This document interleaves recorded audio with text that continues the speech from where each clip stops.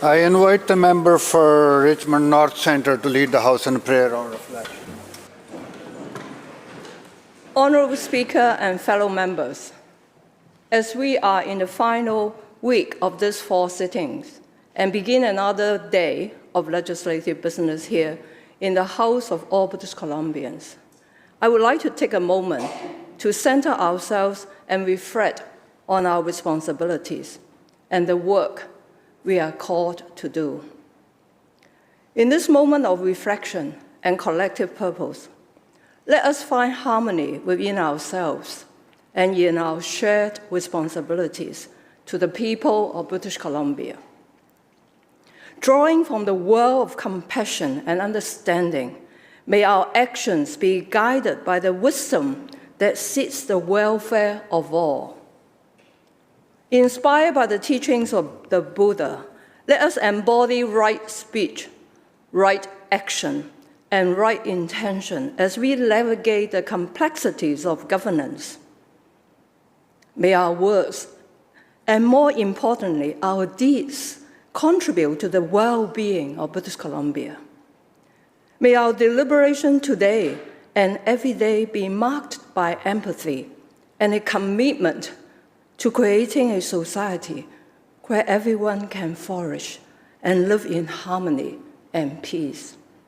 With open hearts and clear minds, let us begin our work, mindful of our interconnectedness and the profound impact our decisions can have on the lives of those we serve. Amitabha.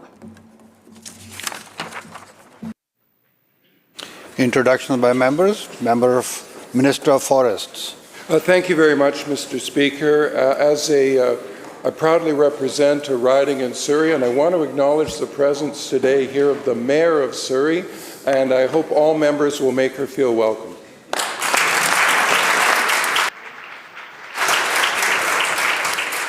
Member for Surrey South. Thank you, Honourable Speaker. I too would like to welcome the Mayor of my community, Surrey, here to the House today. I just wanted to point out that she's also former MLA, former City Councillor, and she's done a lot not only for our city but also for our province. So please join me again in making the Mayor of Surrey, Brenda Locke, feel most welcome.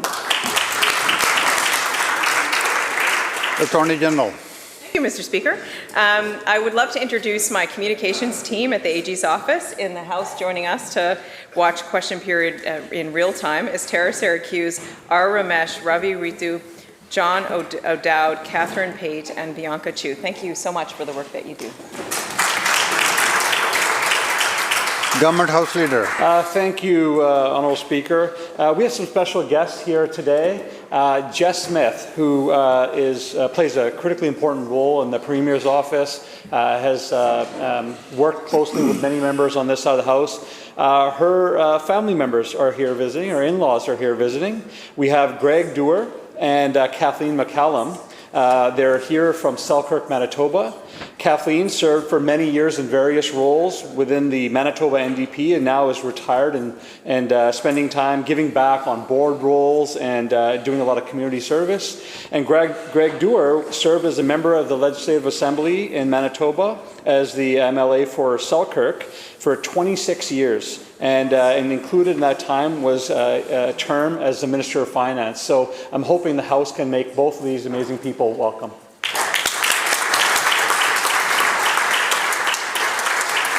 Minister of Post-Secondary Education. Thank you very much, Mr. Speaker. Well, it looks like it's bring your communications team to work day today because my communications team is joining us here in the gallery.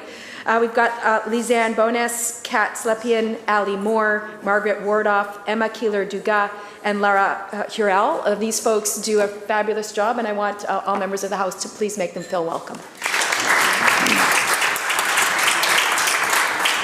Minister of Environment.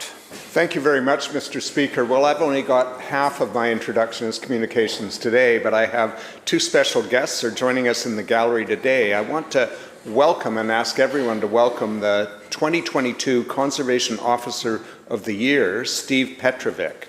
Officer Petrovic is in Victoria today to have a number of meetings and to receive his very well-earned reward. We're going to share more about the great work of Officer Petrovic later. I also want to introduce Mariah McWilliam, who's joining us in the gallery. Mariah is a co-op student from the University of Victoria who's been working with our communications team, including supporting the Conservation Officer Service, as well as drafting several of our recent ministry communications, for instance, the continuation of the Clean Coast, Clean Waters initiative. Her co-op placement is coming to a close, and I wish her well in her future work and adventures. And will the House please join me in making Steve and Mariah very, very welcome. Minister of Municipal Affairs. Thank you, Honourable Speaker. I see in the gallery today that I have a special guest as well from local government, the Mayor of Surrey, Brenda Locke.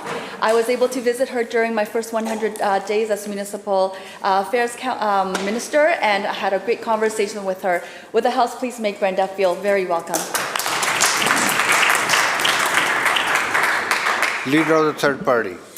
Thank you, Honourable Speaker. I have the real pleasure to introduce 4 special guests today, students from the University of Victoria's first-year political science program, Sarah Vos, Kai Doran, Ramin Hamid, and Izzy Easton. Sarah is from Sherwood Park, Alberta. She's studying political science and history and is a member of the UVic women's soccer team. Kai is from Kelowna. He's also studying political science and enjoys soccer and golf in his free time. Ramin, a political science student at UVic, is originally from Pakistan and now lives in Surrey. Her mother was the General Secretary for Women's Affairs and instrumental in achieving the right of women to divorce. Izzy is from Saskatchewan, taking journalism and political science at UVic. She enjoys beach cleanups, debate, and public speaking. Would the House please join me in making these 4 guests most welcome?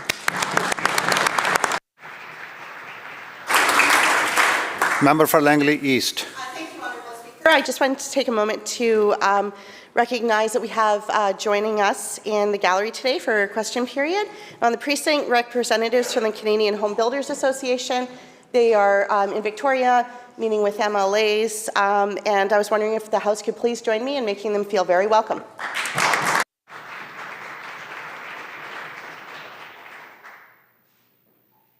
Madam Clerk. Introduction of bills.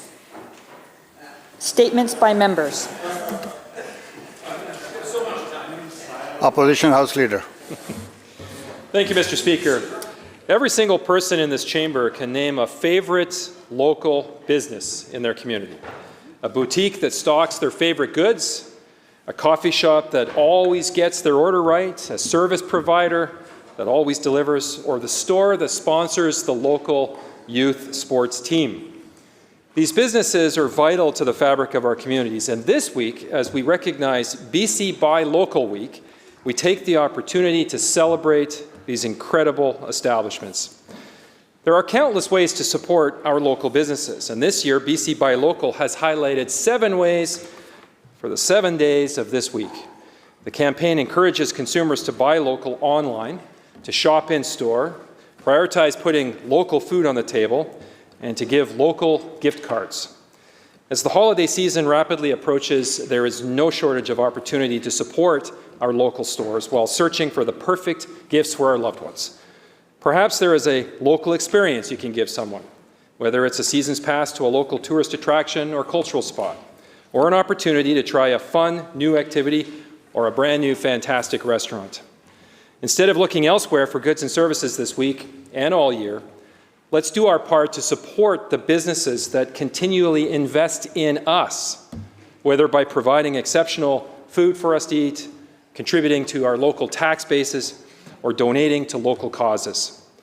During the holidays, the average Canadian spends around $1,600 on travel, food, drinks, and gifts. Mr. Speaker, if we could shift just a small percentage of that spending to our local businesses, we could make a real difference, keeping money circulating in our communities and good jobs here in BC. Let's all do our part and take the time to buy local. Thank you, Mr. Speaker.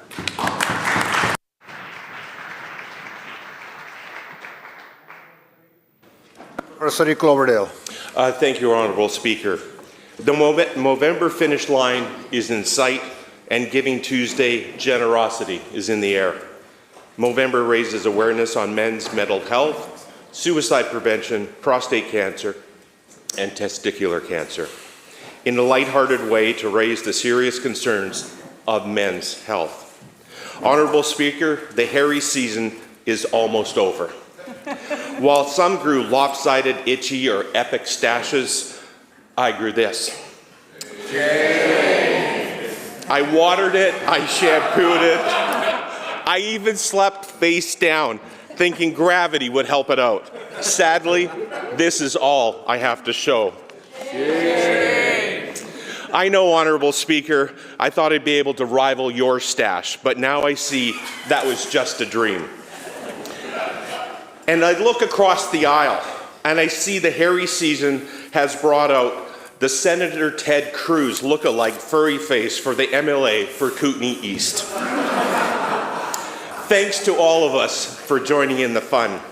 Whatever mo is grown in Movember, those are the faces who will raise the funds for awareness for men's health. Honourable Speaker, men are dying before their time, and the Movember movement is close to me on a personal way. Prostate cancer is a treatable cancer, and many men are surviving longer due to research and awareness campaigns. I've had many of my former colleagues being diagnosed and are survivors of prostate cancer, which is linked to the occupation of firefighting. I congratulate Jerry, Lowell, Glenn, Ross, Tim, and Lauren on their journeys to battle this cancer, and I wish them well as they cherish each day with family and friends. And lastly, Mr. Speaker, 3 out of 4 suicides are men, and the second highest cause of death amongst Canadian men aged between 55 and 45. And unfortunately, 2 of my former colleagues who suffered from mental health issues took their own lives. I'll never forget the 2 days that were announced when both Kevin and Ernie had taken their own lives well before their time. Honourable Speaker, may both of these young men rest in peace. Member for West Vancouver, Sea to Sky. Mr. Speaker, if you live or work on a floodplain in British Columbia, you're right to be concerned and to pay close attention. It's almost inevitable that your existing flood protection is not adequate, and it's unfortunate that it's also not likely to be improved. Provincial policy mandates that flood protection, estimation, modelling and mitigation to which the engineers and geoscientists of BC must design requires that a minimum IPCC scenario of RCP 8.5 must be factored, despite an admission that this scenario is on the, quote, less likely, unquote, very high end. But Mr. Speaker, doesn't it make sense to be super cautious? Isn't it best to use the worst case scenario for modelling? Because after all, you can't be too careful, can you, Mr. Speaker? And Mr. Speaker, if unlimited resources were the reality, you would be correct. But it's becoming clear that flood protection perfection is getting in the way of real progress. When 1 in 200-year flood protection criteria, new seismic standards, high-end climate modelling, plus freeboard requirements are factored together, the capital cost becomes so astronomical that even very large centres would have difficulty funding full projects, and in smaller communities around BC, the business case for improvements is little more than hopeless. For example, in my community of Pemberton, the dike that protects the downtown is 14 kilometres long and badly in need of an upgrade. To achieve the shiny new standard required by the province, remove the price from $1 million a kilometre to $10 million a kilometre. So a community of 3,000 would need to fund a $140 million project, which is so far out of reach as to be laughable and would protect only part of the community anyway. For any lesser standard, the province won't approve or participate. It must be recognized that in many areas of the province do not even have a 1 in 10-year flood protection structure, and it's clear that 1 in 200 is simply unattainable. Mr. Speaker, policy changes need to be considered because attaining a 1 in 50-year protection is better than no improvements at all.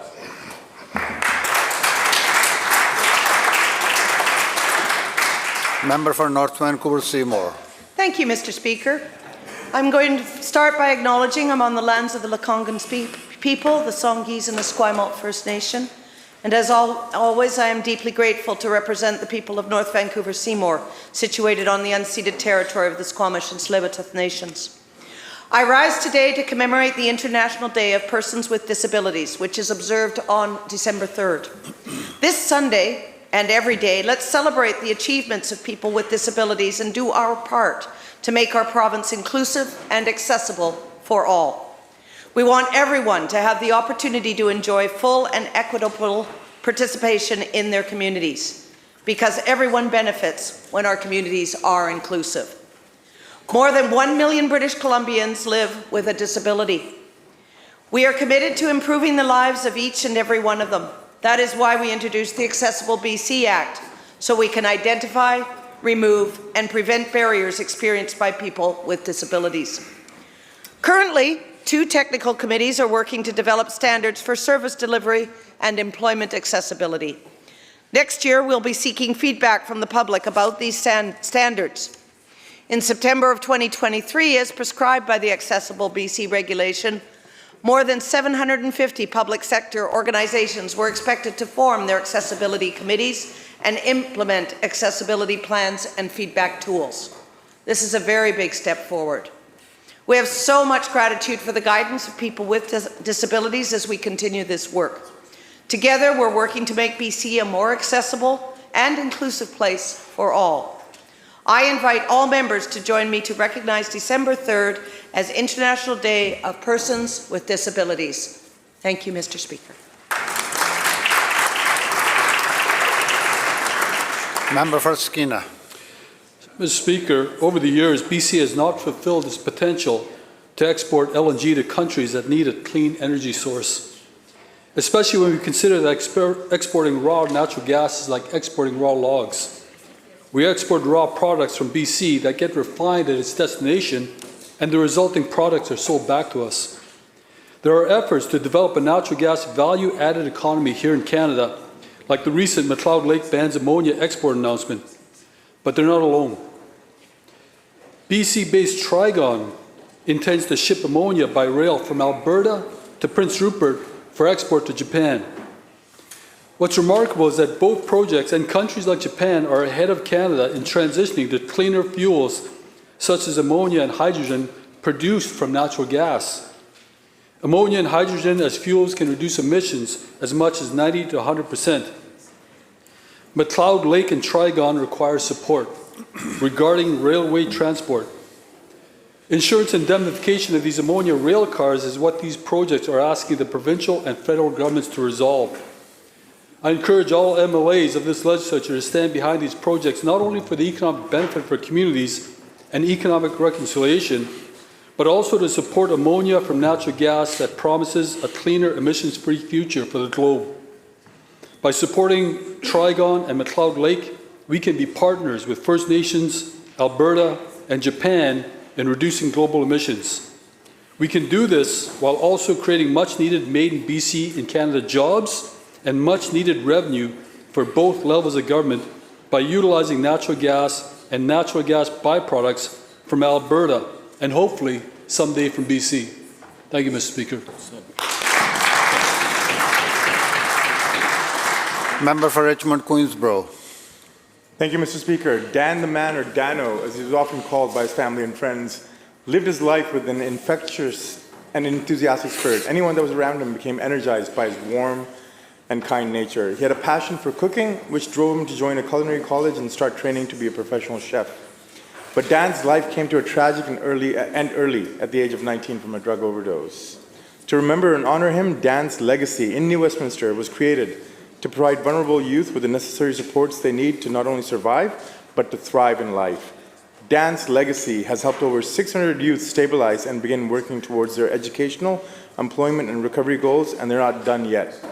They recently opened their newest social enterprise, Dan's Diner. It's more than just a place to eat food, it's also a community that offers at-risk youth a chance to gain valuable culinary and life skills. Under the direction of professional chefs, trainees learn to repurpose donated surplus food into nutritious meals. I often think, Mr. Speaker, of who survives and who doesn't, and how, but for fortune, some of us have the privilege to continue to exist and some are taken away. It reminds me of some strong and powerful words from 60s poet and activist and singer Phil Oakes, who also suffered from alcoholism and died from that disease. This is his, There But For Fortune is his song. Show me the alley, show me the train, show me the hobo who sleeps out in the rain, and I'll show you a young man with so many reasons why. There but for fortune go you or I. Show me the whiskey stains on the floor. Show me the drunkard as he stumbles out the door. And I'll show you a young man with so many reasons why. There but for fortune go you or I. Show me the country where the bombs had to fall. Show me the ruins of the buildings once so tall. And I'll show you a young land with so many reasons why. There but for fortune go you and I. Dan's legacy, we wish you continued success in your journey. Thank you, Mr. Speaker.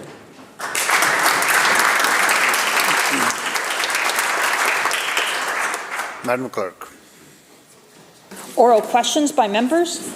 Leader of the Official Opposition.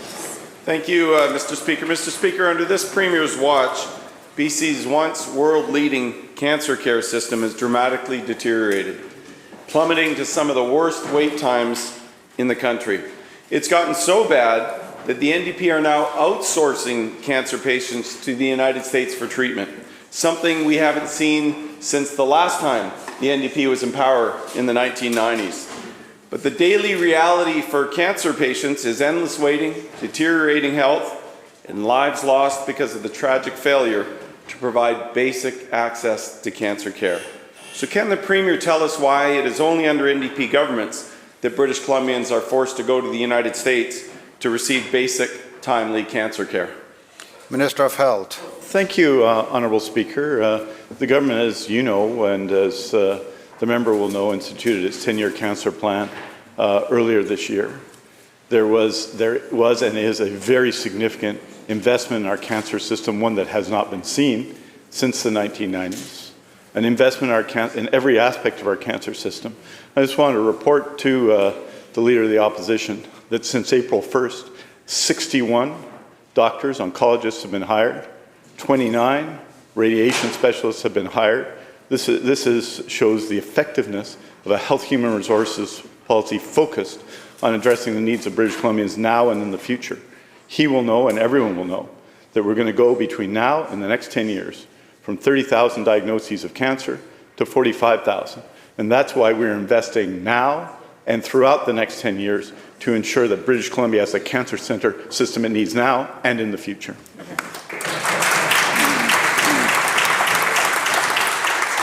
Leader of the Official Opposition, supplemental. Thank you, Mr. Speaker. I'm sure British Columbians feel comforted knowing that after 7 years of government, the NDP finally introduced a 10-year cancer plan. But the reality is that BC cancer wait times are now among the worst. And new documents reveal that the Premier's Band-Aid response to the crisis is grossly undelivering and failing to meet their own targets they set. The opposition has acquired documents revealing that half a year in, not only has cancer care gotten to the point where they are outsourcing patients to hospitals in the United States, what makes it even worse, Mr. Speaker, is they can't even send the number of patients that they've contracted for. An average of 12 patients a week have been treated in the United States, not even close to the over 50 patients per week that the NDP contracted with US hospitals for. So my question to the Premier, after 7 years of mismanaging our healthcare system, how can the Premier stand here and pretend cancer care is a priority when patients are literally dying on wait lists waiting to get basic cancer care? Minister of Health. Well, what the member is referring to is radiation therapy. And yes, we contracted with facilities in Bellingham because, well, we're doing, I think, a very significant and important investment in cancer care. We want to ensure that people who need care now get it. And that contract, as the member will know, is for up to 50 patients a week. We wanted to have that capacity, and patients in the hundreds have gone to the United States and got that treatment. It just shows our determination to act in every element of cancer care. I might note, for example, on diagnostic care, that the only PET-CT scanners that existed when I became Minister of Health, Honourable Speaker, were in Vancouver. We've added in Kelowna and Victoria. We're adding in multiple other communities as we add cancer centres in Nanaimo and in Kamloops and in Burnaby and in Surrey, Honourable Speaker. This is building out the cancer system we need now and in the future, and we're going to continue to do it. Leader of the Official Opposition, second supplemental. Thank you, Mr. Speaker. 6 months into the NDP's outsourcing of BC cancer patients to the US, we're now seeing it's a glaring failure. resulting in less than a quarter of those that it was supposed to help actually getting the treatment. Repeated NDP mismanagement of our cancer care system has hurt patients like Alison DeCluso.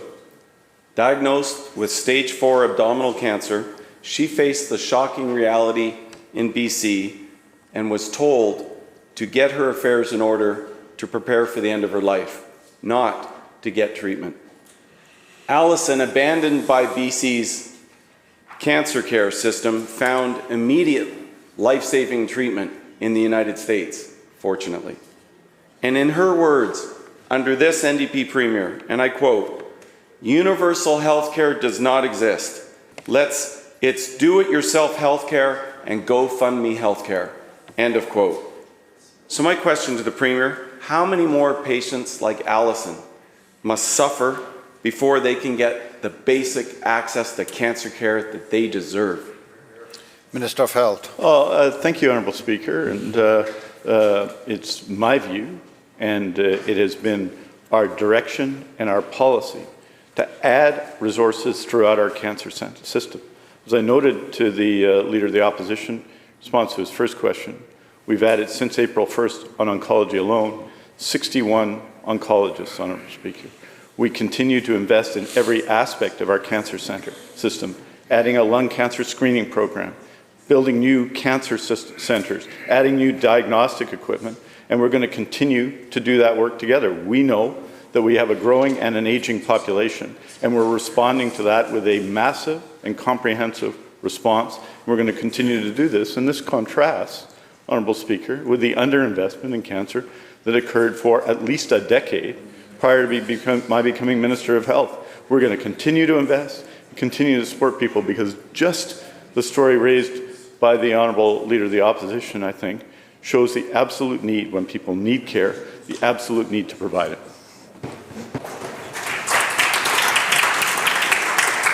Member for Prince George Valemount. Well, one thing we know, and the minister knows it, is that cancer can't wait. This minister, this government, made a promise to British Columbians, and they have failed abysmally. In fact, the outsourcing of BC patients is a failure. In fact, Interior Health has seen 0 patients treated, and Northern Health, 14 after 6 months. And every day, it's not just Alison, we hear more heart-wrenching stories of pain and neglect. Let's look at the story of Kristen Logan, a stage 4 ovarian cancer patient. She was confronted with systemic failures and delays in BC. Kristen had no choice but to self-fund her treatment in the United States. And here's what she said. These are her words. And I quote, "Our healthcare system isn't tripping over minor hurdles. It's plummeting off a cliff. We're not dealing with occasional misses. We're grappling with neglect that has become the norm." End quote. So to the minister, today, patients like Kristen and Alison must suffer before British Columbians get a chance to get the cancer care they need and deserve at home. What will he do for patients like Kristen and Alison? Minister. Well, Honourable Speaker, what we're doing is action at every level. A health human resources plan that is succeeding in hiring doctors and nurses, oncologists and health sciences professionals and healthcare workers. We're building out team-based care and cancer care. The member talks about Interior Health. The reason for that, the reason why Interior Health isn't involved in that program, is that wait times are dramatically less in Interior Health. That is a fact. For radiation therapy, which is a specific type of therapy which we're addressing with the Bellingham Initiative, Honourable Speaker. Hundreds of people have gone to Bellingham who need care, Honourable Speaker. And the Honourable Member, and that just demonstrates our determination to act now and to take the steps in the future to continue and to build out the cancer centre we need in the coming decade when demand for cancer care is absolutely going to increase.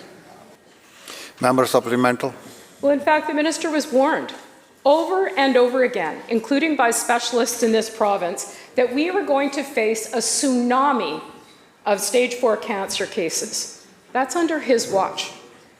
As we look at the outsourcing of BC cancer patients, the system continues to collapse. And the minister can say what he will, but when we look at the failed screening numbers for people who are traveling to the United States, The major reason is they don't want treatment in the United States. They want treatment at home. That is this minister's responsibility.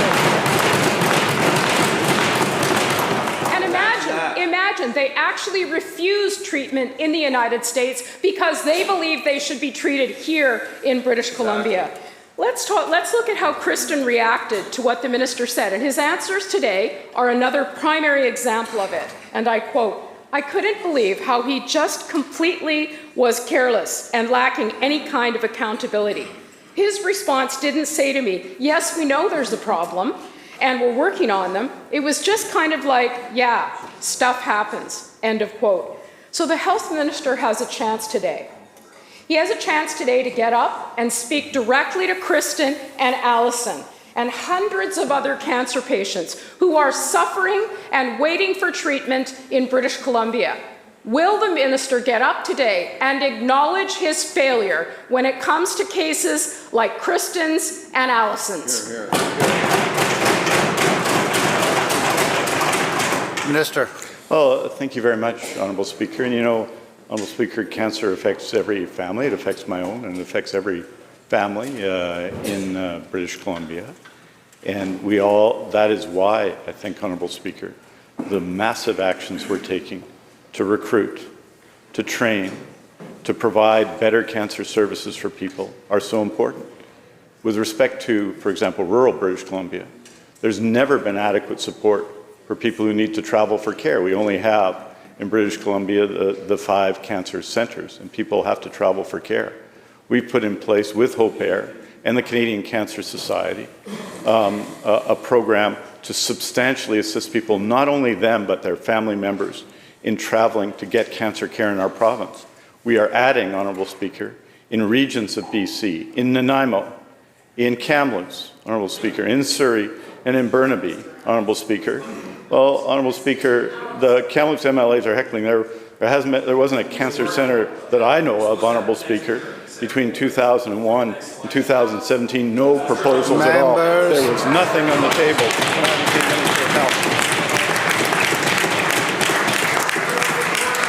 Building out a cancer centre, Honourable Speaker. Please. Member. We had 16 years. Member. Didn't do anything. Member. You went to the announcement. Minister. Thank you, Honourable Speaker, and it's why it's so important when I talk to people in the interior and on Vancouver Island, why people repeatedly come up and say how important it is for them to have CT scanners in their communities, why that affects their experience of cancer care, their ability to get diagnosis, their ability to avoid, for many people in the province, Honourable Speaker, Honourable Speaker, diagnosis is part of the treatment process, and it's very important. And I thought that's what the members were asking about. What we have, Honourable Speaker, is a 10-year cancer plan that is comprehensive in its response to an issue that is challenging and will continue to be challenging in the years to come. And that's why we are massively investing in public health care after, frankly, a decade of inaction, Honourable Speaker. Honourable Speaker. Member will conclude. Honourable Speaker, that's why we're taking action now with a 10-year cancer plan that will address care for people across British Columbia.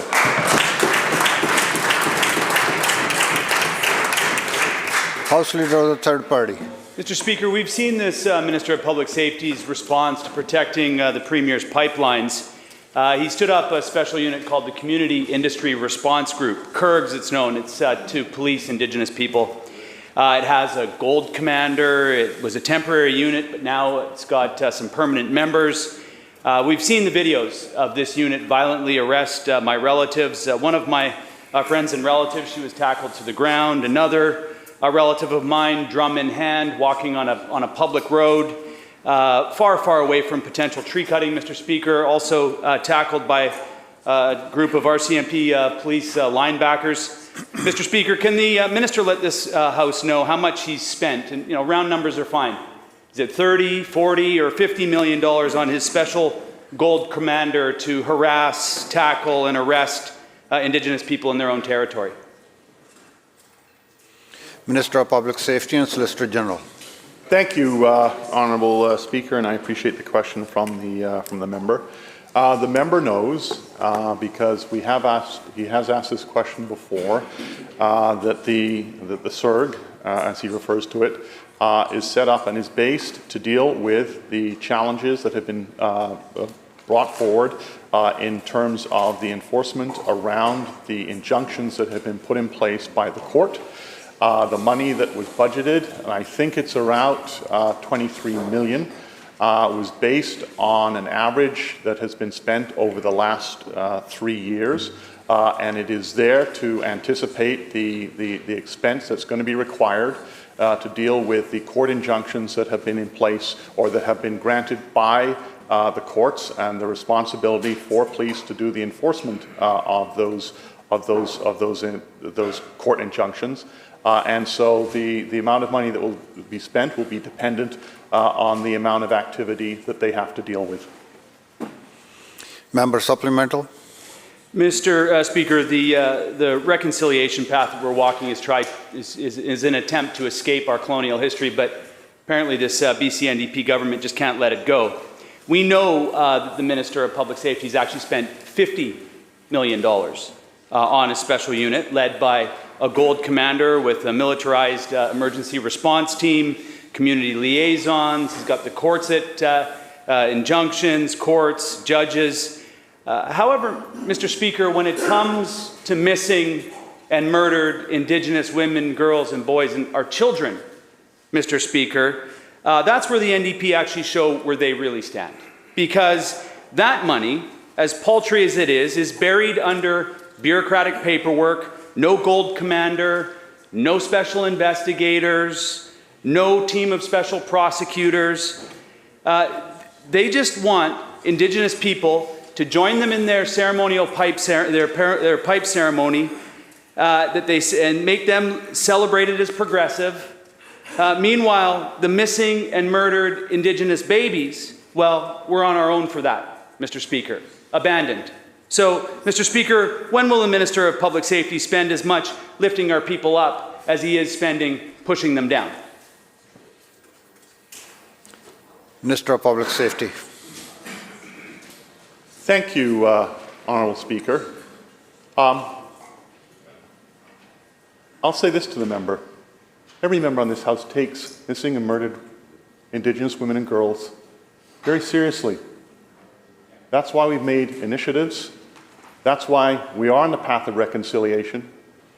And it's not just about ceremonial and territorial acknowledgements. It's about real actions. Member, please. And the member knows that there are a number of different actions that have been taken. And the member knows that the court system are the ones who give injunctions and say that those injunctions need to be enforced, and that's the police's responsibility. And at the same time, Honourable Speaker, police do investigate, and we expect them to investigate cases of murdered and missing Indigenous women and girls. And Member,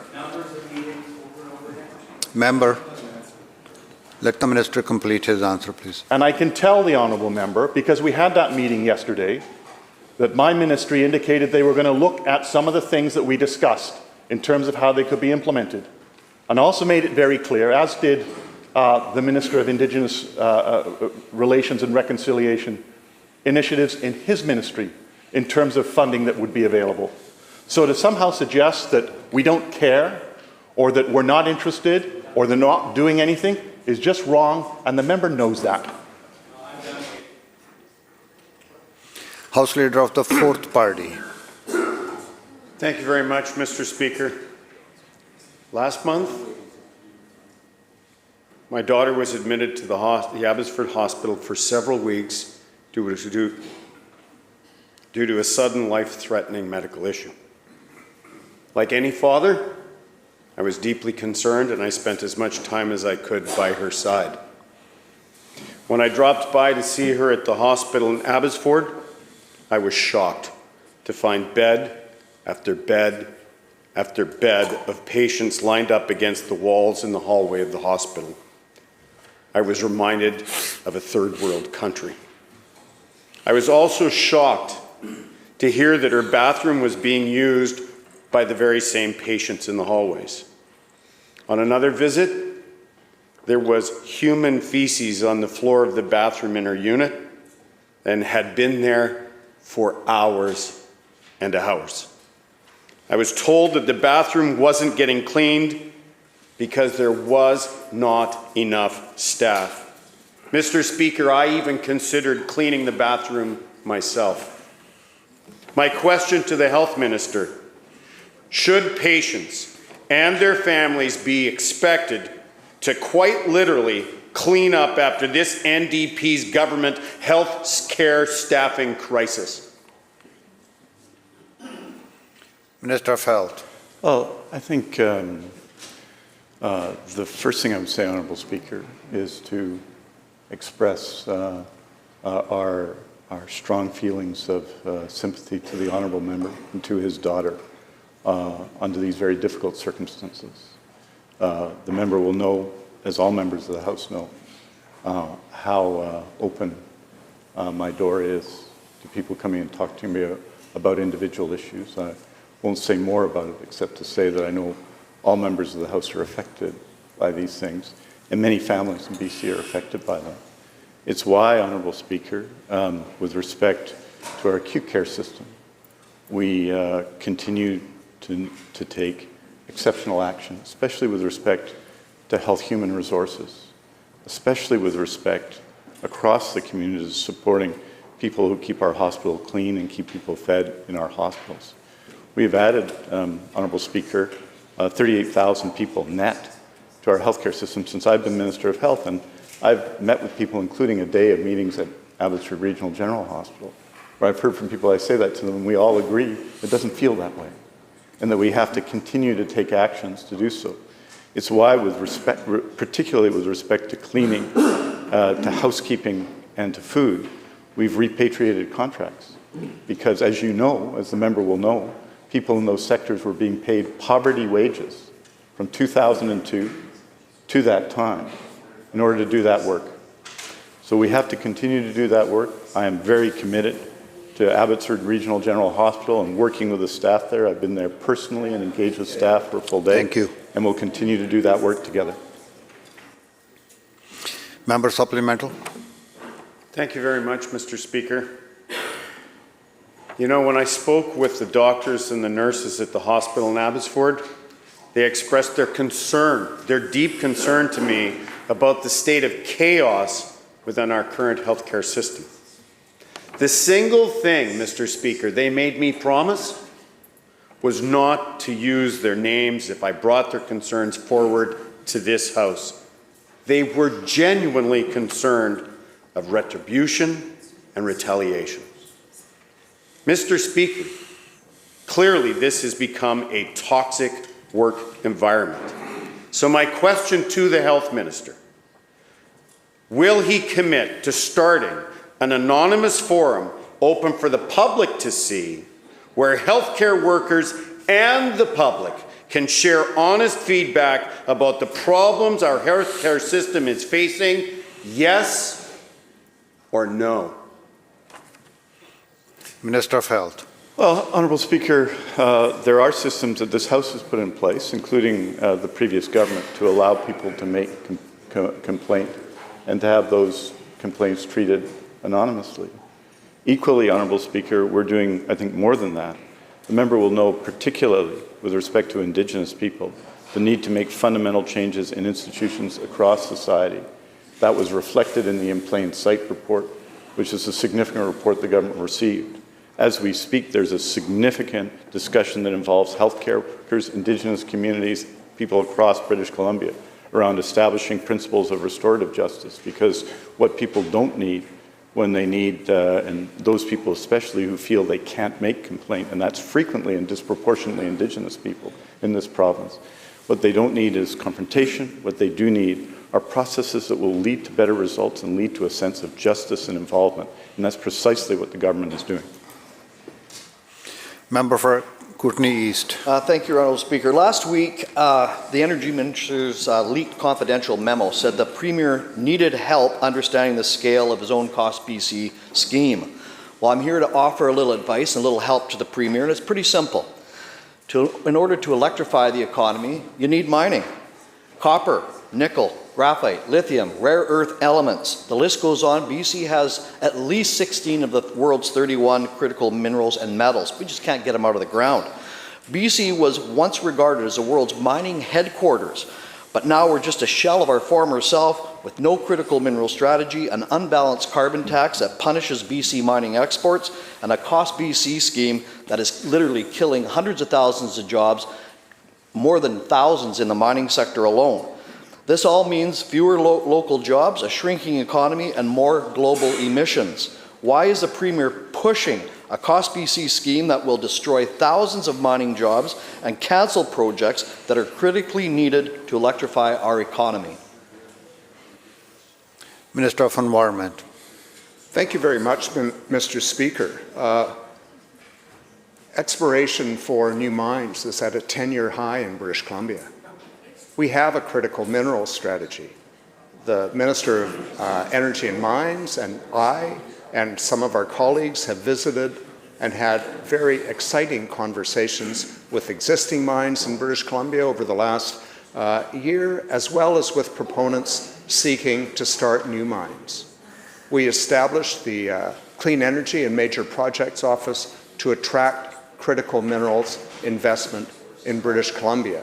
We recently had very productive meetings with the Mining Association of British Columbia around the new BC output-based pricing system to ensure that they could attract investment and would remain competitive. And out of the proceeds of the carbon tax, we have co-capitalized very significant emission reduction projects in mines around British Columbia that have led to significant emission reductions, greater profitability, as well as the ability of these mines to market their commodities as low carbon. We'll continue that work.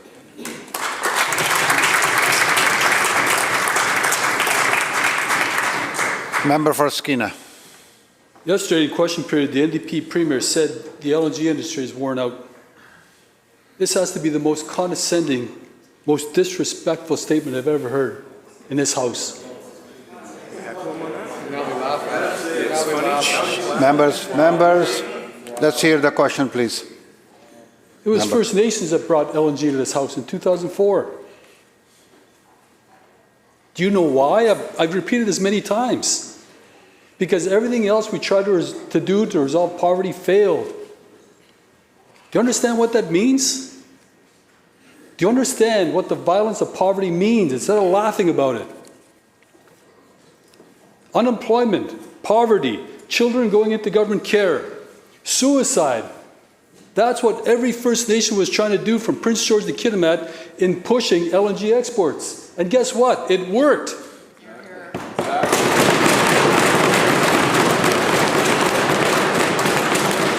From 2004 to 2017, we resolved these issues with no government programs. It wasn't just words like what we're seeing now. And to say that the LNG is worn out, you're talking to Haisla Cedar. You're talking Niska, Sai, Lism LNG exports. You're talking about Cloud Lake. It's not a worn out industry. It's uplifting BC, and it's resolving Canada's shame. The poverty of First Nations. But in the meantime, the Cost BC plan by the NDP Premier would rather ignore the LNG initiative that was brought here by the First Nations.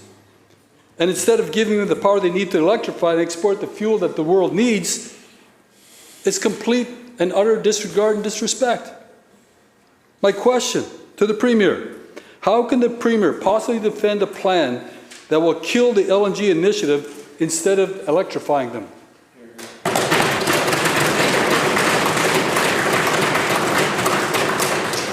Minister of Environment. Thank you very much, Mr. Speaker. And, you know, I think the member opposite should know better than to misquote the Premier in the House. Hansard's clear. Nobody has referred Members, Minister. Well, that's right, Mr. Speaker. I heard the members opposite. The Premier's comment was about the worn-out, ineffectual, no-results boosterism of the former Premier Christy Clark. This government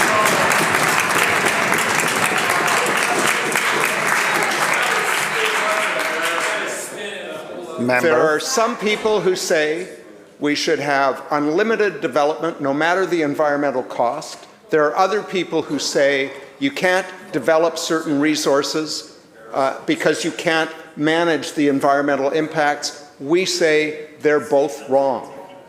We have a climate plan. We've said when we were in opposition, we said when we were in government that LNG had to fit within that plan.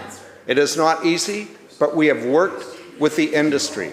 We worked with the Haisla around Cedar LNG.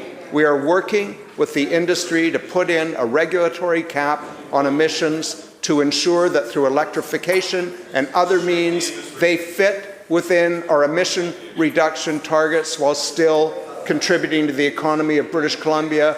We will continue to do that no matter what members opposite say, because we are getting results.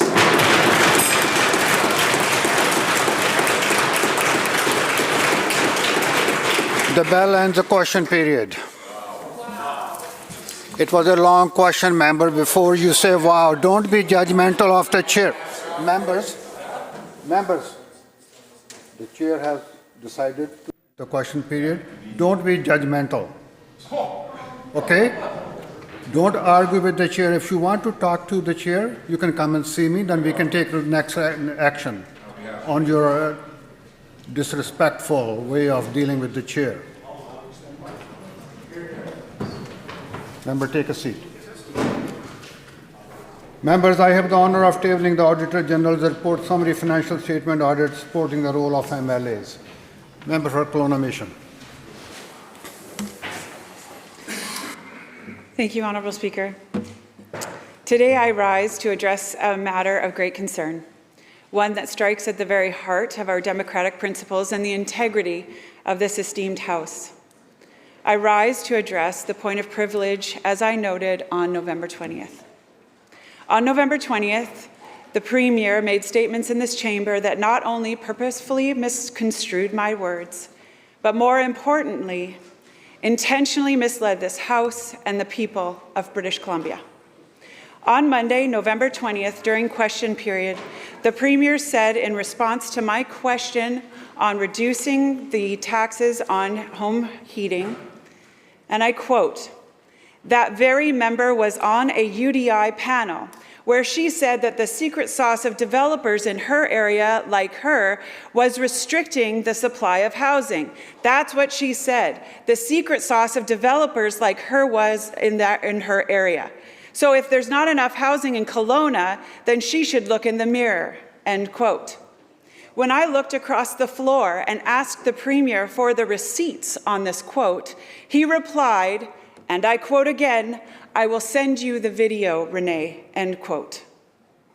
I went searching for that video because I couldn't remember ever having saying anything of that nature. I found the video and I posted it right next to the answer to my question on QP.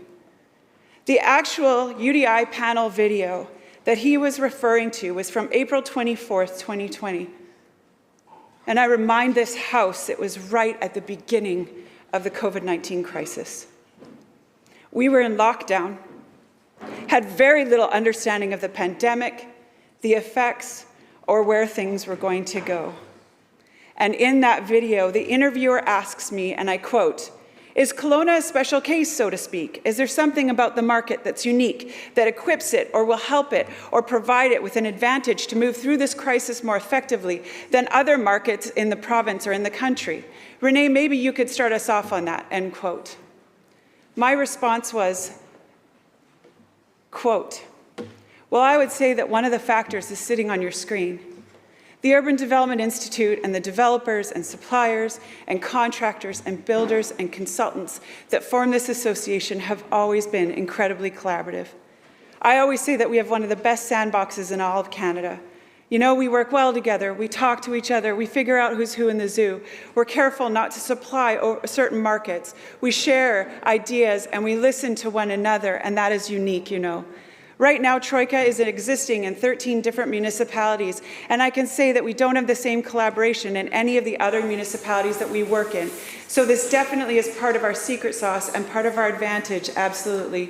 I also think that, you know, really after 2008, started pushing more heavily into the tech sector, and our economic and job clusters became more around aerospace and tech and really on the educational and healthcare regional aspects. Those are still firing on all cylinders, so I think economically we'll see ourselves coming out of this a little bit better.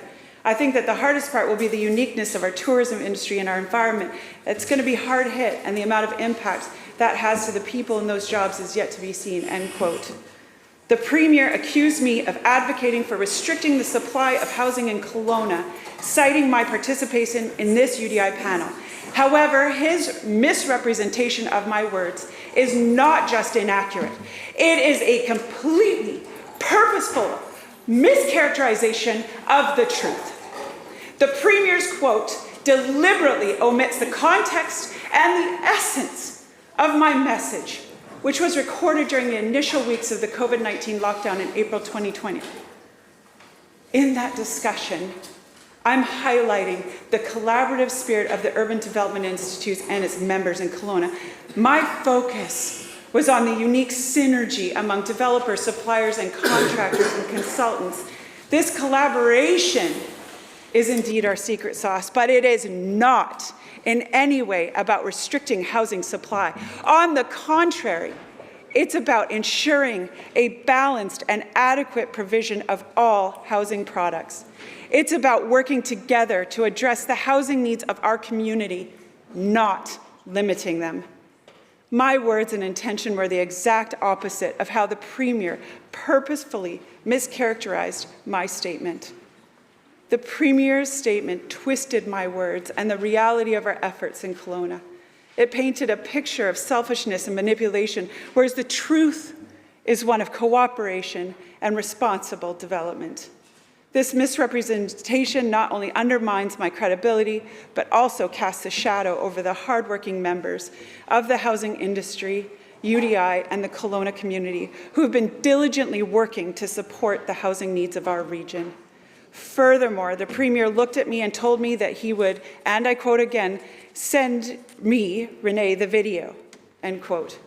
It was the only way that I knew where to look for what he was referring to, as I was distraught by his character assassination and felt compelled to defend myself. The Premier knew what I had actually said and misrepresented the truth. In these challenging times, when our province faces unprecedented challenges, including those in our housing market and the crisis that has ensued, it is imperative that our discussions and debates in this House are grounded in truth and integrity.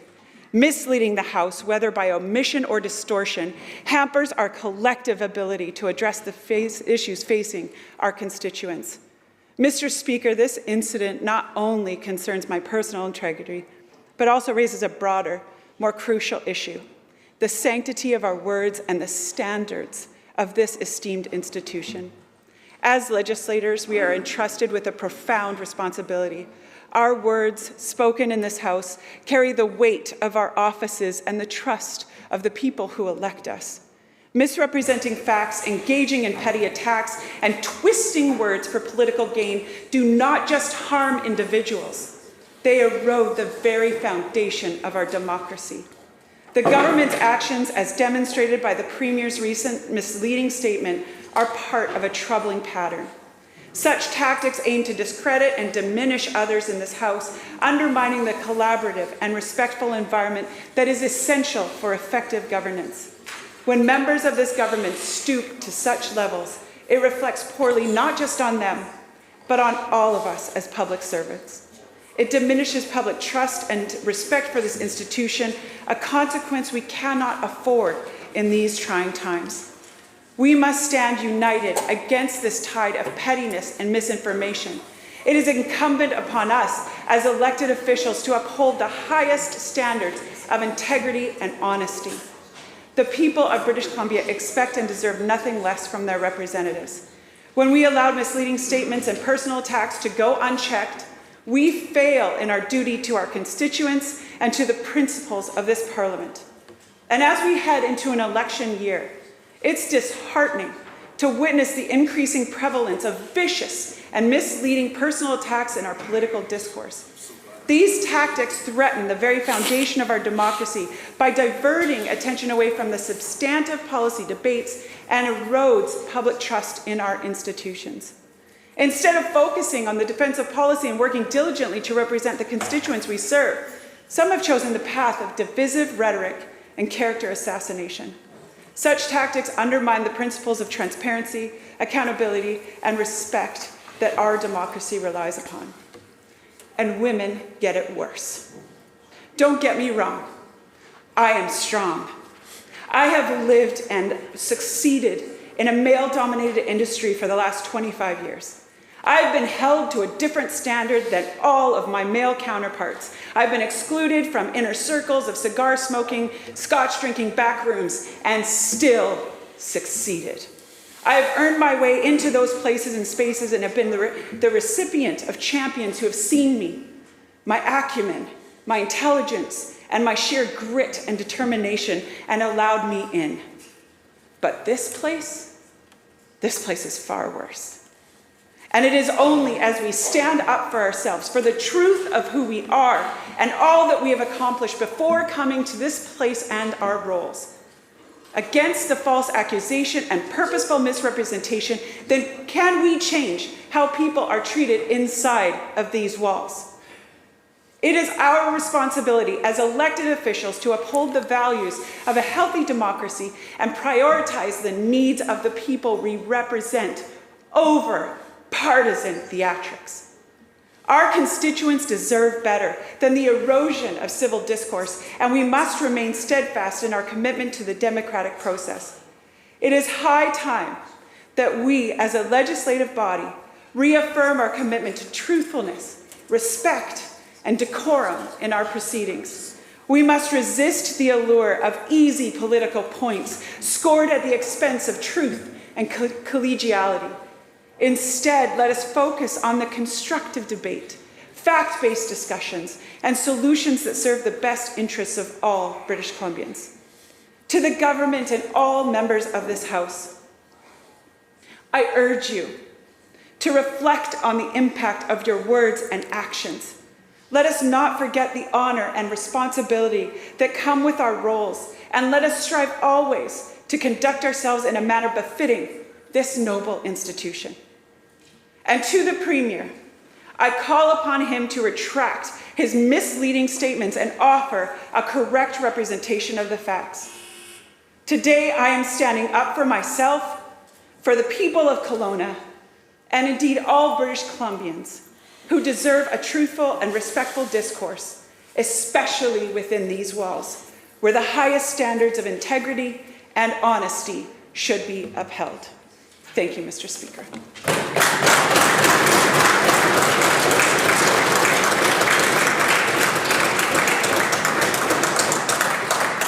Members, question of privilege is a very serious matter. I will give an opportunity for the Premier to respond and will thereafter turn to the House with a ruling. Thank you. Madam Clerk. Sorry. Kelowna West. Thank you very much, Mr. Speaker. Mr. Speaker, I rise today to present a petition of over 1,000 signatures collected throughout the Okanagan by ensuring accessible communication for all. The undersigned British Columbians respectfully request that the BC government take immediate action to ensure accessible communication for all residents in any and all emergencies. And I highlight during the wildfires, this was an issue in the West Kelowna McDougall Rim fire. So thank you very much, Mr. Speaker. Member for Wandifuka.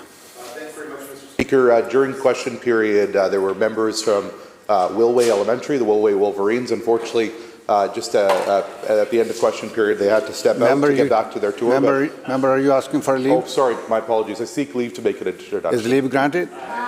Please proceed now. We'll consider that a rookie mistake, Mr. Speaker. I just wanted to take this opportunity to recognize during question period we had Ms. McIndoe's grade 4-5 class from Willway Elementary, the Willway Wolverines. I just want to acknowledge the incredible work that Ms. McIndoe does in the Soup School District, and I know there will be a second group in this afternoon, and with the House, just make them all feel very welcome. Madam Clerk. Orders of the day. Government House Leader. Thank you, Honourable Speaker. In this chamber, I'll call Committee of the Whole, Bill 48, Labour Statutes Amendment Act. Douglas for Committee Room, I call whole Committee of the Whole, Bill 44, Housing Statutes, Residential Development Amendment Act. Committee chairs.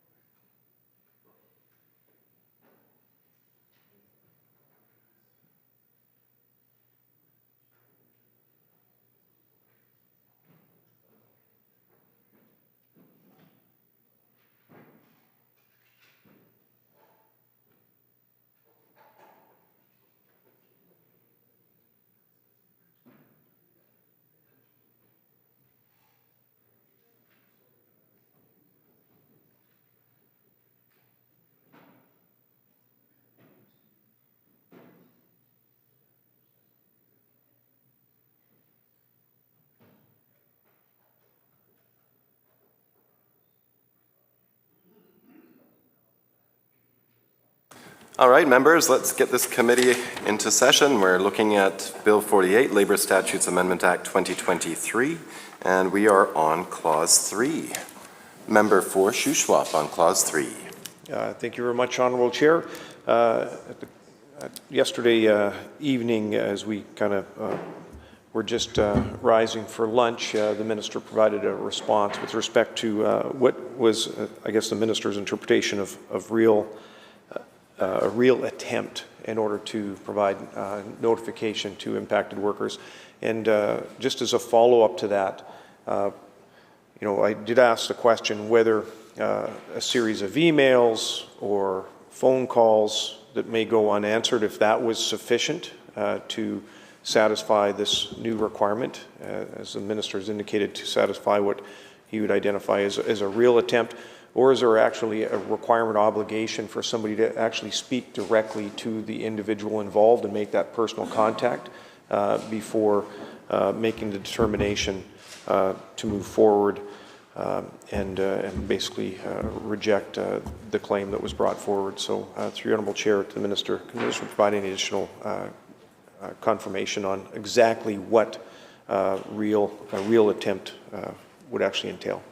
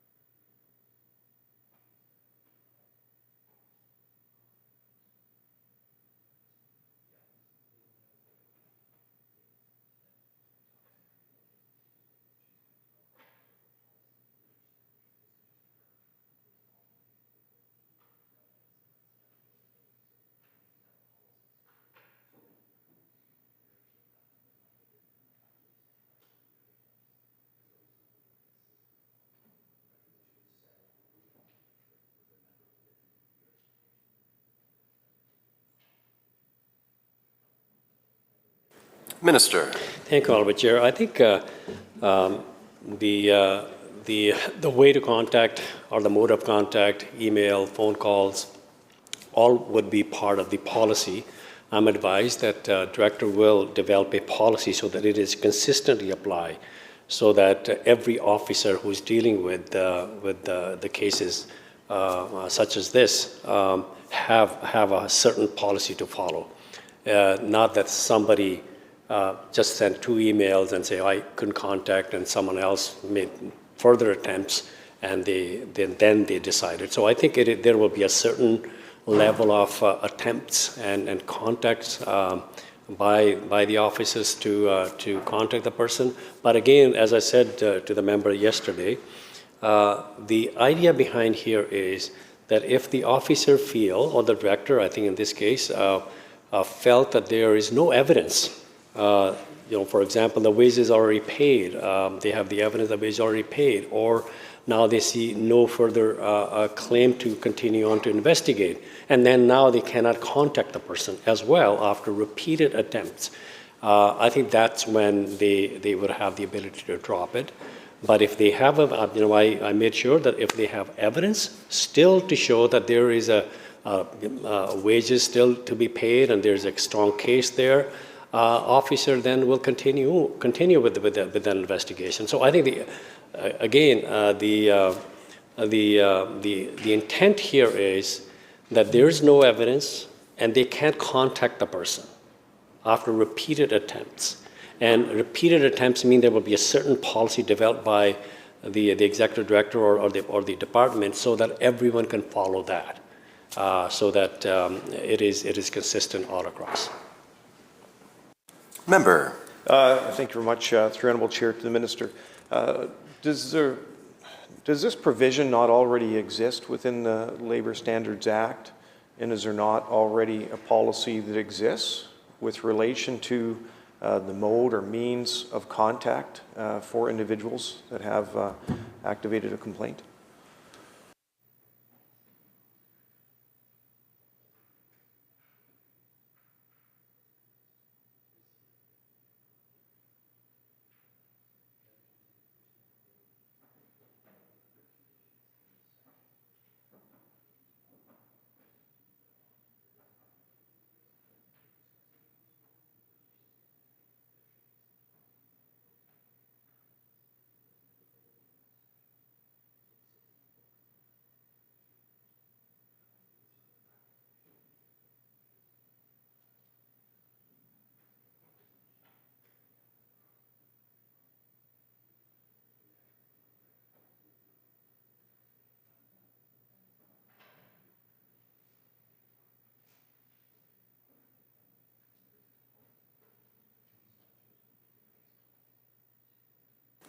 Minister. Thank you, Honourable Chair.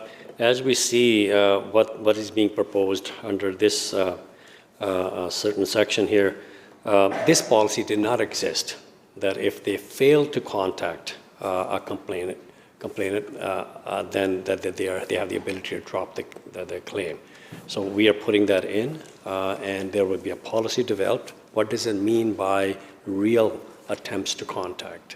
And if they continue to have a strong evidence that the case still is there, the claim has validity behind what was originally, when originally it was filed, then the director will continue. My expectation is, because no one should get away, by not complying with the labor law. And I think we canvassed this, may not be at this form of conversation, but previously, that it is the very few bad employers that we are trying to say, look, you cannot take unfair advantage, economic advantage over good employers. So that if you fail to obey the law, you are going to pay. And the investigation will continue if there are strong evidence. But in this case, if there's no evidence, but you can't contact the worker, then they have the ability to drop the claim. Member. Thank you. I appreciate the additional clarification from the Minister. Can the Minister confirm that this provision will impact all employees that are subject to, or I guess entitled to, provisions under the Labour Statutes Amendment Act?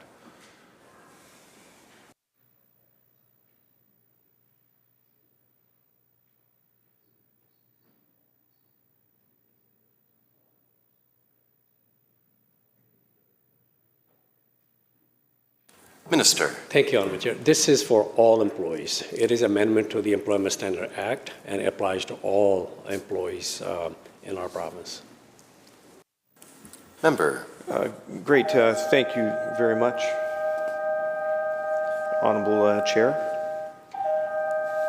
Just wait for those bills to stop ringing.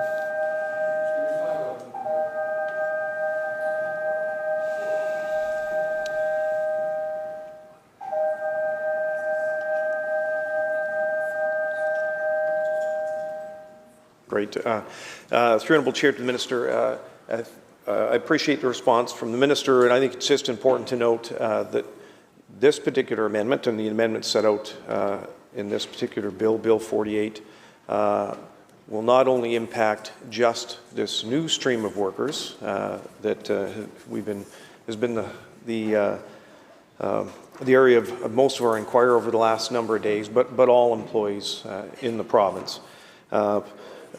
Having said that, Honourable Chair, I'm just, as a further inquiry with the Minister, can the Minister confirm that the Labour Statutes Act, the Labour Statutes Act, and the provisions that are in this bill, with their making changes, that those also will be have force and effect, and all employees in British Columbia would be entitled to the provisions of that Act?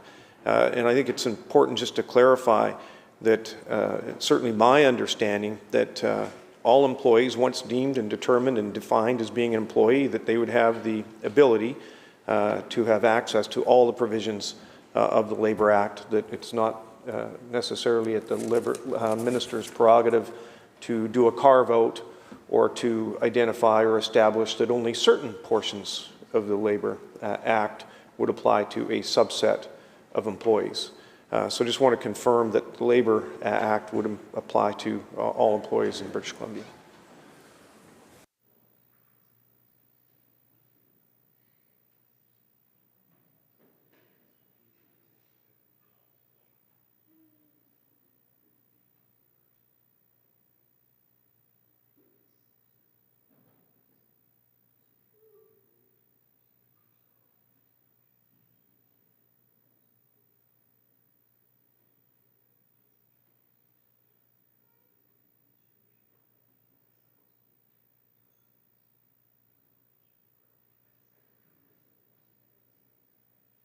Minister. Thank you. I will reconfirm, Honourable Chair, that this section here, if you were, I'm sure the member was listening word for word my second speech, a second reading speech here in this House, and I clarified that there are a couple of sections in here, Clause 3, and then there's another one, Contemporary Foreign Workers. They are amendments to the Employment Standard Act, and they apply to all workers who are covered by these acts. So these sections will be covered, will apply to all employees, not just the ride hail or the food delivery. Member. I appreciate that, and I know it was covered under Section 1, but the definition, or Section 2, sorry, where it is the definition relative to online platform workers to be considered an employee, whether or not the online platform worker is an employee under any law. And so I just wanted to clarify that this new classification or the determination of the minister that online platform workers will be determined an employee, that will no longer be determined by the minister to be considered independent contractor, that with this new definition of an employee, that these workers would be entitled to all of the statutes and protections that are provided under the Employment Standards Act.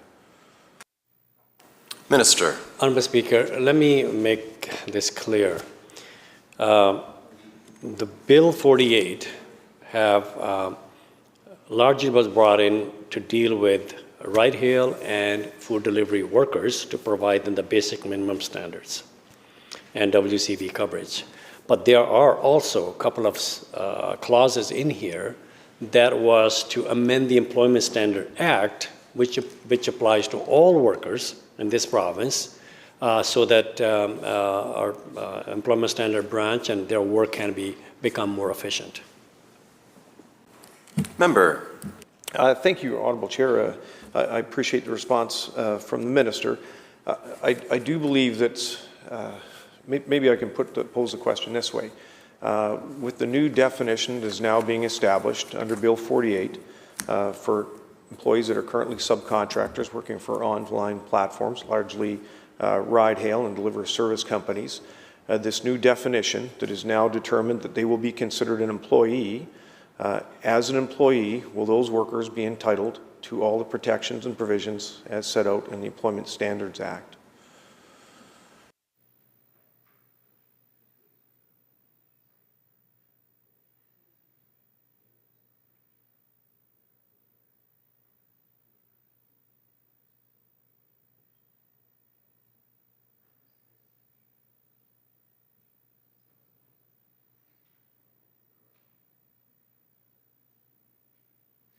Thank you, Honourable Chair. I think there was 2 or 3 times we've already I answered this question.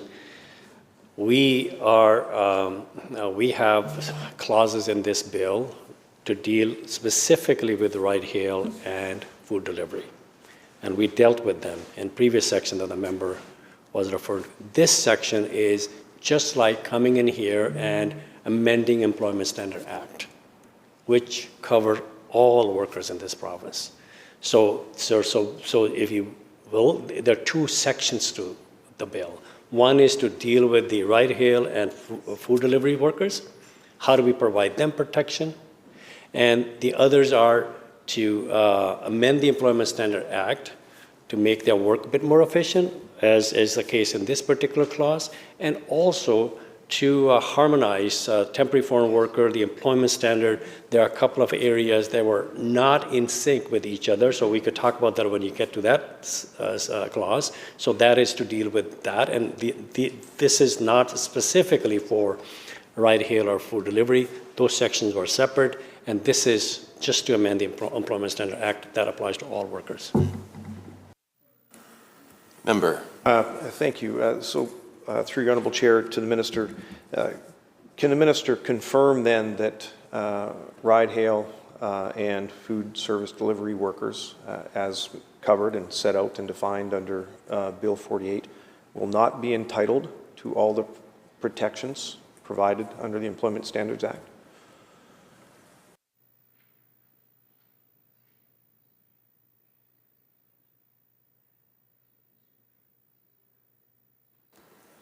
think just for clarity, 1 and 2 relate more directly to online platform workers.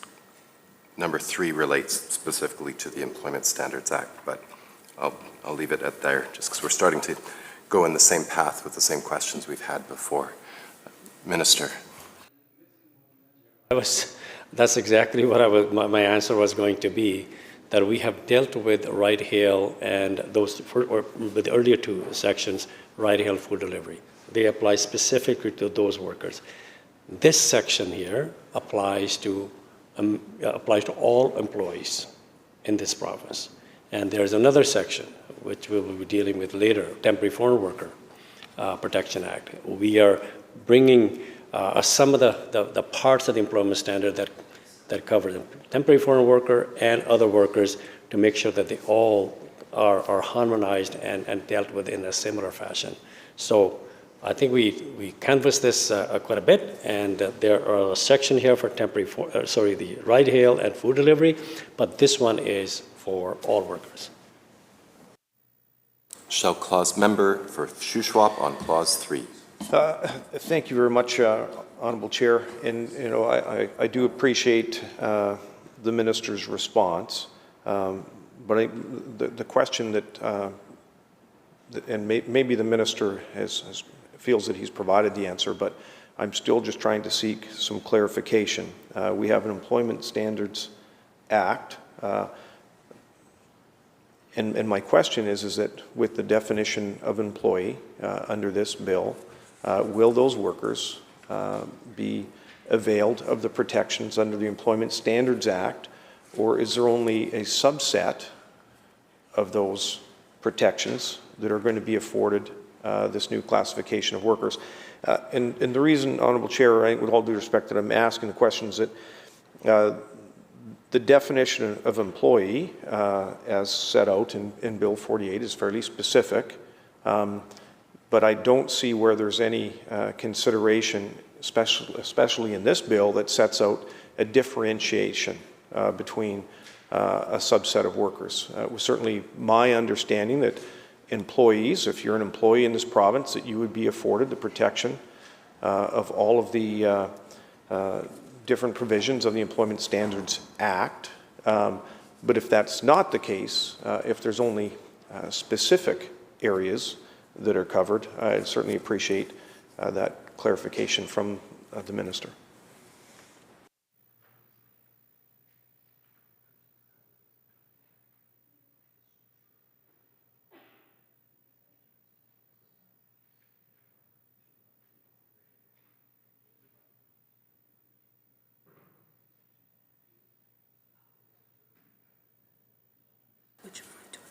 I would just say that we are going backwards to more general discussion of the bill. We are specifically on clause 3, so the chair would appreciate questions specific to clause 3 as opposed to more general questions about the bill, which we dealt with under clause 1.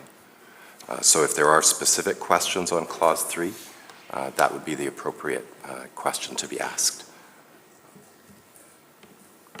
Seeing no further questions on clause 3, shall clause 3 pass? Aye. So ordered. On clause 4, shall clause 4 pass? So ordered. Member for Shuswap on clause 5. Thank you, Honourable Chair.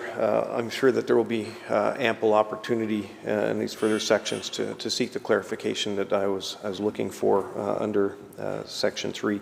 In any event, can the minister explain why the specific clause provides power to the Lieutenant Governor and Council to make regulations regarding the Employment Standards Act, why it will not commence until the LG in Council makes the regulations?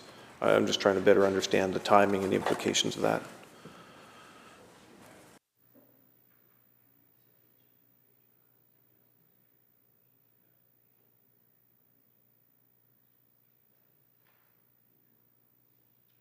Minister. Thank you, Honourable Chair.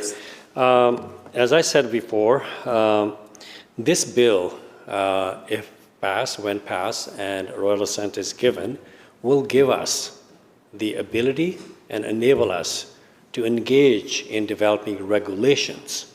And that's what this clause is talking about, by consulting with platform companies, consulting with workers and their advocates, and then we would have the regulations to deal with the areas that I have mentioned earlier, pay transparency, cost recovery that's a work-related expenses, WCB, and tips protection. So those will be developed, and my expectation is that through consultation, we've been meeting with the platform companies and the workers and their advocates for the last number of months. And so they know what's coming. And now we want to sit down with them again and see how we can actually gain the information that they have, and so that we could utilize them to develop the regulations that hopefully will work for all parties concerned. So that's the whole process here through this clause. Shall Clause 5 pass? So ordered. Shall member for Shuswap on Clause 6. Thank you, Honourable Chair. Can the Minister address which new employers are covered under Section 28 of the Temporary Foreign Worker Protection Act when the word registered is struck out?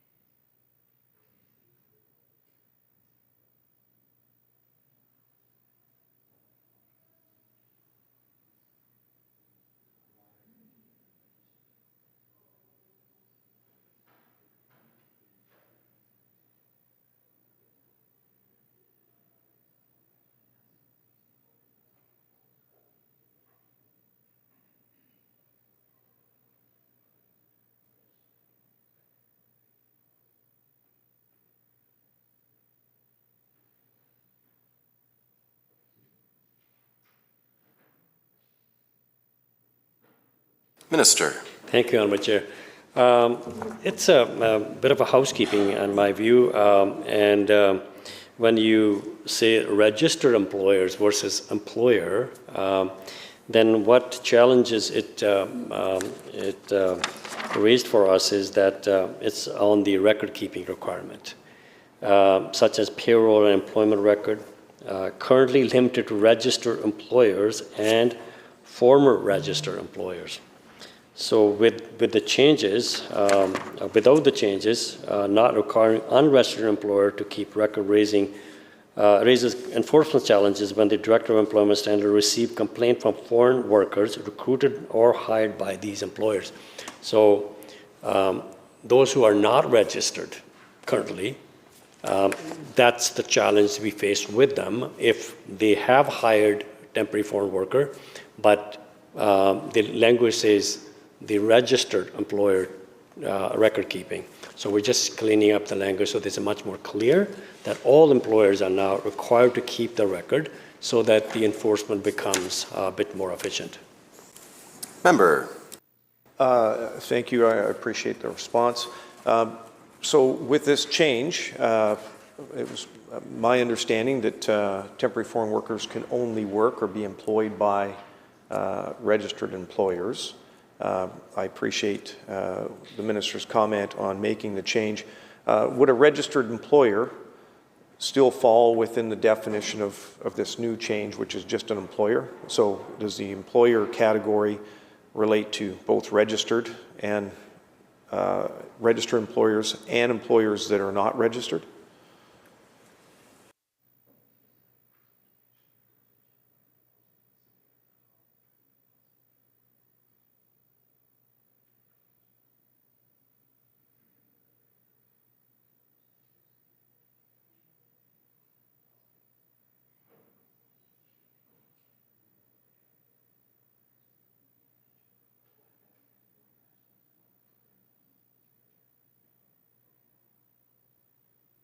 Minister. Thank you, Honourable Chair. The foreign workers who are not considered to be temporary foreign workers are employed by employers right now. And so we just want to make sure, make it a general statement that all employers must keep the records that are needed and required to keep, so that when the director goes for an investigation due to a complaint, that the records are available. Member. Thank you. And that definition of employer includes or provides the caveat that it also applies not just to employers but also registered employers. Minister. Yes. Shall Clause 6 pass? Aye. So ordered. Shall Member for Shuswap, Clause 7.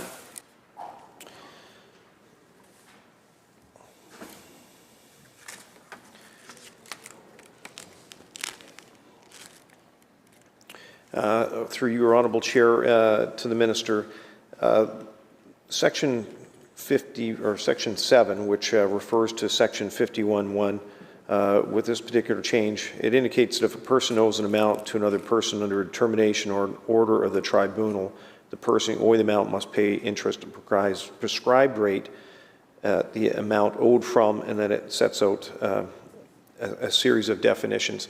I'm just looking for some clarification from the minister. Is there an opportunity for employers to request an appeal? And would this apply only after an appeal provision has been concluded, or would this take place and be put in effect prior to the outcome of an appeal?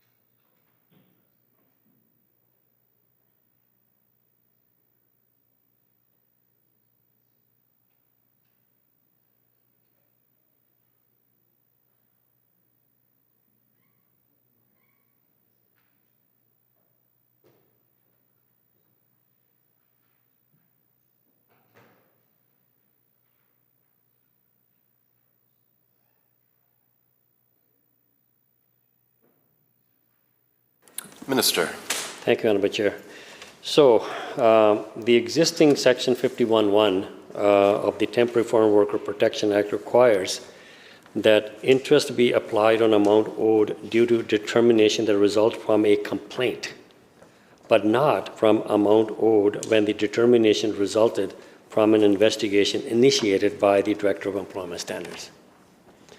So there is a language in the Employment Standard Act and regulations how the interest is calculated and when it applies. It could be determined at the Employment Standard Branch that money is owed, now the interest is owed. And or it could go to the appeal. If there's no appeal, that's where it ends. But if there's an appeal to the tribunal, then it goes to the tribunal. My understanding is that once the decision is made by the Employment Standard Branch, they collect money in trust. And if the decision is overturned, then the money is returned. But if it's held, then money's going to be paid to the claimant. So, but there are, temporary foreign worker language was different than the Employment Standard Act, so we're trying to line them up so that they both actually work the same way. Shall Clause 7 pass? Aye. So ordered. Shall Clause 8, Member for Shuswap on Clause 8. Thank you very much, Honourable Chair. Can the Minister explain what is meant by the phrase specified jobs in this section and potentially provide some examples?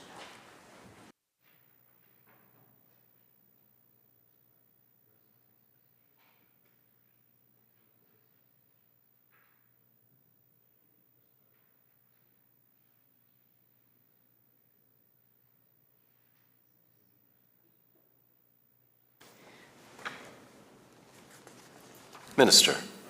I would ask the member to clarify his question because I don't read specified jobs as the member was reading, but he may meant prescribed work. Maybe member can clarify that. Member. Yes, my apologies, Chair. Yeah, the prescribed work.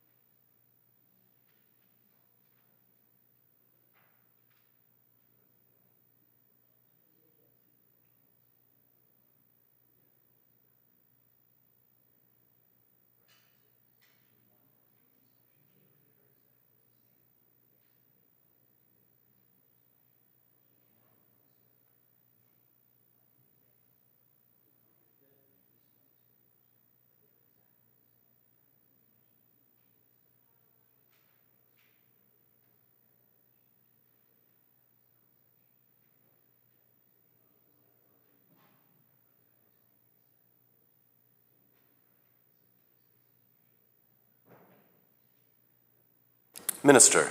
Thank you, Honourable Chair. We canvassed Clause 1 extensively, as the member may recall, but I will say is that Clause 1 and Clause 8 are almost the same. They are the same, covering two different areas.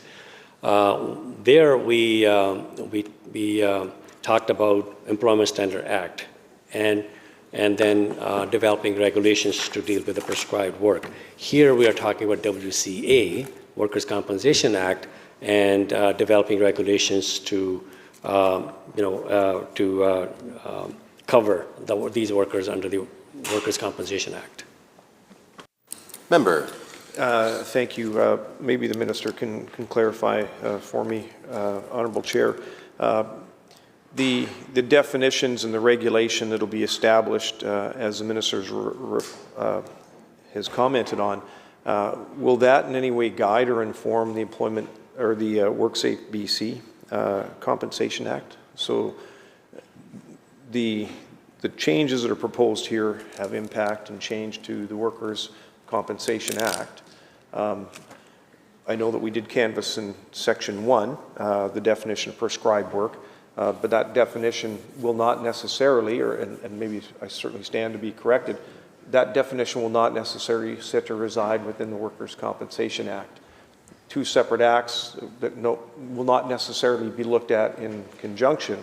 And so I think it's worthy of a bit of scrutiny here, Honourable Chair, just with respect to prescribed work. Where in the Workers' Compensation Act does that definition reside, and where will the Workers' Compensation Act be able to provide some clarity with respect to what prescribed work is, because it is an act that is separate from the Employment Standards Act.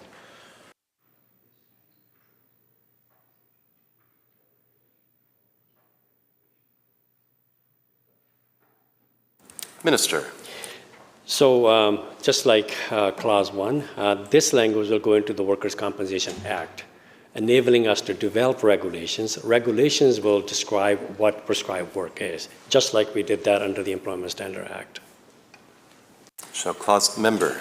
Thank you. So it appears, and as the Minister has indicated, there will be a new set of regulations also developed with respect to Workers' Compensation Act. It was certainly my understanding earlier on, and I certainly stand to be corrected, that there will be additional regulations that will be brought forward with respecting this new classification of worker and the Employment Standards Act. But I was not aware that there will also be new regulations that will also be developed from the Workers' Compensation Branch. And I think that also kind of leads into a further question that I had, is that the Minister has provided clarity that the definition of the online workers would relate only to those that are involved in both ride-hail and service delivery, but the Workers' Compensation Act, again being a separate act, will that definition or that clarification be undertaken within the Workers' Compensation Act? It would be my suggestion that that very strict or finite definition would also need to be clarified and updated in the Workers' Compensation Act, unless it is the intent of the Minister for online workers, as identified and set out in Workers' Compensation Act, will expand to include other workers other than just those that are in ride-hail or food service delivery.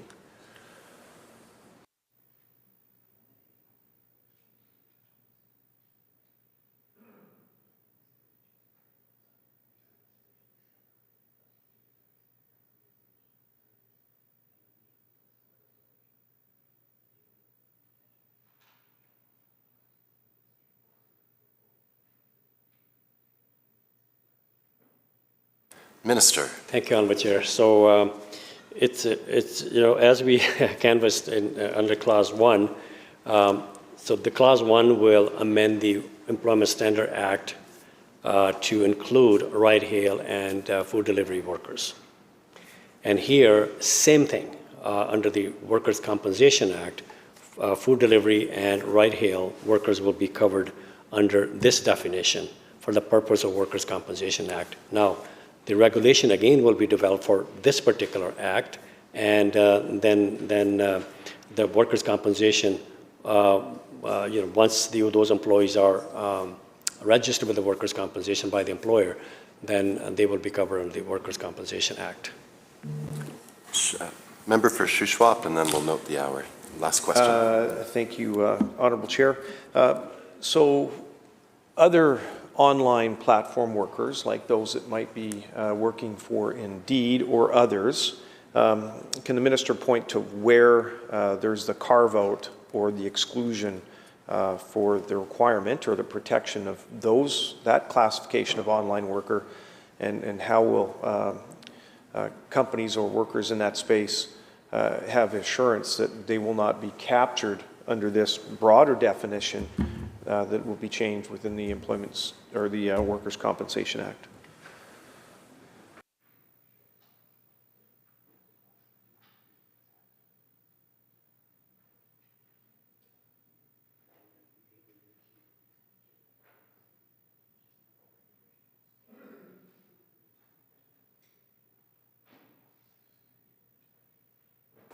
Minister. Thank you, Honourable Chair. So at this particular time, under the Workers' Compensation Act, ride-hail and food delivery workers will be included under this definition. And The regulation can be amended later on to include any other who may be excluded. But right now, this is what we are aiming at, those two areas, ride-hail workers and food delivery workers, to provide them the workers' compensation coverage. And through regulation, the definition will be, again, crafted, just like we talked about earlier, how they will be developed through regulations for the Employment Standard Act. So, Honorable Chair, noting the hour, I move that the committee rise, report progress, and ask leave to say it again. Members have heard the question. All those in favor? Aye. Opposed? Carried. This committee is adjourned. Thank you, members.